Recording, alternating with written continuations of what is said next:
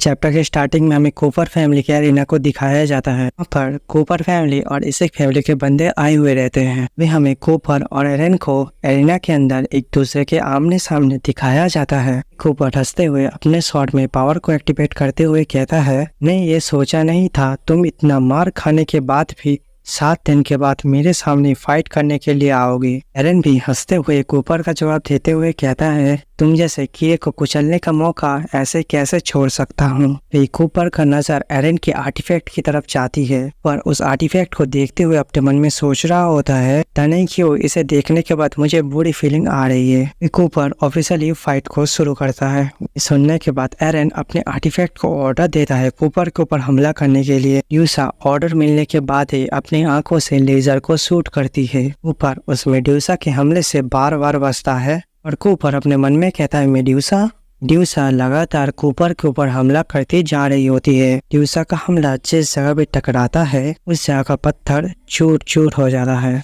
पर जब मेड्यूसा के हमले को डॉज कर रहा होता है, भी एरन कूपर का मजाक उड़ाते हुए कहता है, कोई स्वॉर्ड्समैन को मंकी की तरफ उछल रहा है। हमें स्वॉर्ड्समैनशिप की कैटेगरी के बारे में बताया जाता है। एक होता है नॉर्मल स्वॉर्ड्समैन, एक होता है मैजिक स्वॉर्ड्समैन। मैजिक स्वॉर्ड्समैन भी 2 तरह की कैटेगरी होती है। एक होता है हाई रैंक का मैजिक स्वॉर्ड्समैन, दूसरा होता है लो रैंक का स्वॉर्ड्स, और बाकी होता है टाइटेनियम स्वॉर्ड सेंट और गोल्ड स्वॉर्ड सेंट और ब्रोंज स्वॉर्ड सेंट और सिल्वर स्वॉर्ड सेंट। इतनी सारी कैटेगरी होती है। पर एरन को देखते हुए थोड़ा परेशान होती है, अपने मन में सोच रहा होता है, मैं शैडो ओथ का यूज करते हुए मेड्यूसा के हमले को डॉज नहीं कर सकता, क्योंकि मेड्यूसा के हमले से आदमी पत्थर के बन जाते हैं। मेड्यूसा का हमला फिजिकल बॉडी को ज्यादा चोट नहीं पहुंचाता, इसलिए शैडो ओथ मेड्यूसा के हमले के ऊपर बेकार हो जाता है। ऊपर मेड्यूसा के शील्ड के देखते हुए अपने मन में सोच रहा होता है, शील्ड को मैं डिस्ट्रॉय करके रहूंगा। एरन कूपर का ऐसा हालत देखने के बाद कहने लगता है, पर तुमने मेरी परसियस की तलवार चुरा ली, बदले में मुझे मेड्यूसा की शील्ड मिली, शायद यही मेरा किस्मत था, इस वजह से तुम आज हारने वाले हो। पर इन सभी बातों को नजरअंदाज करते हुए एरन की तरफ बढ़ रहा होता है। एरन पागलों की तरह हंसते हुए कहता है, सब कुछ बेकार है, सब कुछ बेकार है, और जोर जोर से हंस रहा होता है। कूपर जंप करते हुए एरन के सर के ऊपर चला जाता है और हमला करने ही वाला होता है। भी एरन चौंक जाता है और अपने पास मेड्यूसा को बुला रहा होता है। मेड्यूसा एकदम एरन के सामने आ जाता है। भी एरन कहता है, अभी हमला करो इसके ऊपर। एरन के ऑर्डर मिलने के बाद ही मेड्यूसा हमला करने ही वाली होती। वे कूपर एक खतरनाक स्लैश मारता है। वो स्लैश सीधा मेड्यूसा के आंखों में लगता है और वो शील्ड उड़ते हुए दूर चली जाती है। ऊपर का आधा शॉट भी पत्थर का बन जाता है। वो पत्थर भी धीरे धीरे गायब हो रहे होते हैं। ऊपर अभी एरन के ऊपर खतरनाक हमला करने ही वाला होता। सबसे पहले कूपर कहता है, तू मर जा कमीने। कूपर का हमला एरन के बॉडी से टकराता है। वहाँ पर एरन की बॉडी नहीं होती, सिर्फ एक इल्यूजन होता है। एरन ये देखने के बाद एक क्रीपी सी स्माइल देता है और फिर से पागलों की तरह हंसते हुए कहता है, मैं ऑलमोस्ट भूल गया था, मैं एक मैजिशियन भी बन चुका हूँ। भी एरन अपनी मैजिक की मदद से डार्क सोल्स को बुला लेता है, से कूपर के ऊपर हमला कर देता है।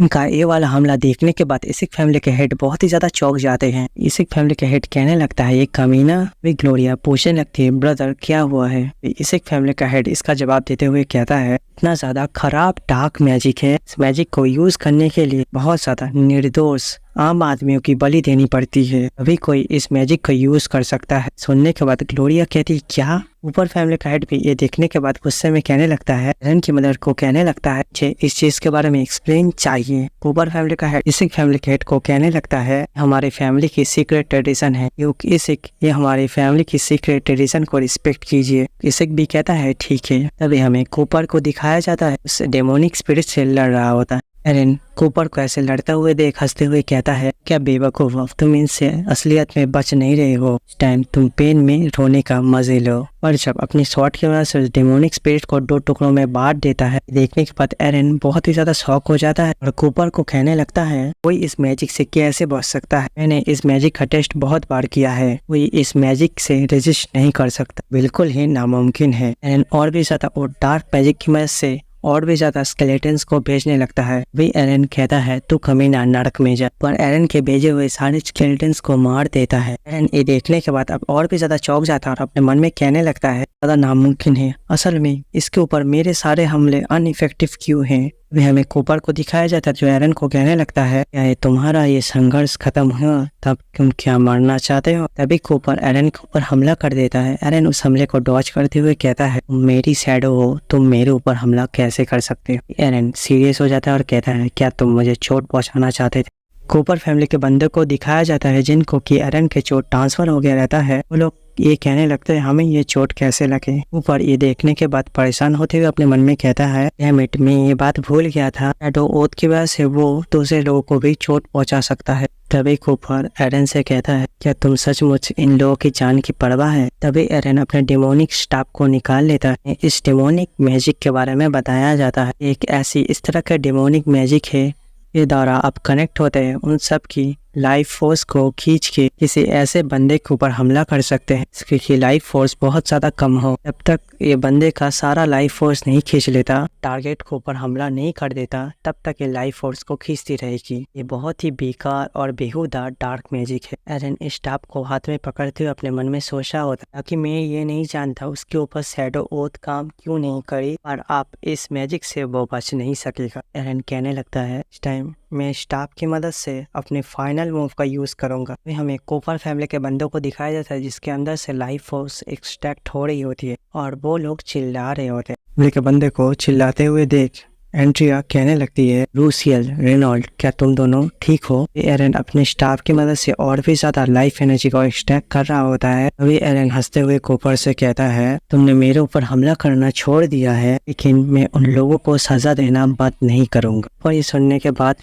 उसके भी सर से पसीने आने लगते हैं। तभी कूपर अपने स्वॉर्ड को जमीन में गाड़ता है। कूपर तेरे जैसा जानवर बनने का रिफ्यूज करता है और अपने स्वॉर्ड में फॉरबिडन मैजिक ब्लड फॉर्मेशन का यूज करने लगता है, जिस वजह से कूपर के स्वॉर्ड से बहुत सारा एनर्जी निकलने लगती है। वो एनर्जी एरन के स्टाफ को तोड़ देती है। एरन भी ये देखने के बाद चौंक जाता है। एरन कहता है, ये कैसे हो सकता है? और जिन बंदों से एरन लाइफ फोर्स एक्सट्रैक्ट कर रहा होता है कि लाइफ फोर्स उनके पास वापस चली जाती है। देखने के बाद कूपर के बंदे खुश होते हुए कहते हैं, लोग फिर से वापस आ चुके हैं। बंदे कहने लगते हैं, हमारे कूपर बॉस अमर रहे। तभी हमें कूपर फैमिली के एरिना के शील्ड को दिखाया जाता है कि ऊपर वो ड्रैगन आ जाता है। वो ड्रैगन सीधा उस शील्ड को तोड़ देता है। वो ड्रैगन सीधा कूपर के पास खड़ा हो जाता है और चिल्लाता है। कूपर अपने शॉट को स्टाइल में पकड़ते हुए कहता है, एरन, अपनी सांसों का मजा लो, हमारी लास्ट सांसें होगी।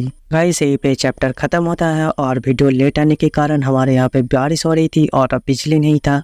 अभी बिजली आया है तो रिकॉर्ड कर रहा हूँ, तो वीडियो अपलोड करने में टाइम भी लगेगा, इसलिए वीडियो लेट आ रही है। फिर भी गाइस, मैं मेरे तरफ से माफ़ी मांगना चाहता हूँ वीडियो लेट अपलोड करने के लिए।